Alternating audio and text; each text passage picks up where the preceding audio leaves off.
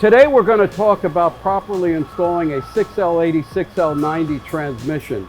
When you mount this on a jack and you bolt the transmission to the engine, sometimes there's a practice where in order to get an extra lift picking the transmission up to get the cross member in, a block of wood is put on the jack and it pushes up on the pan.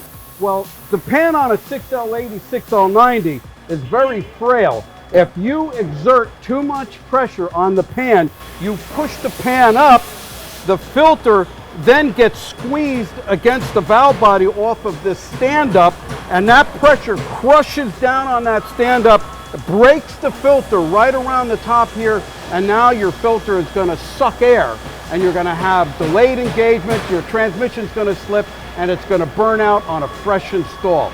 You want to make sure the pan is fully supported, no way to crush it.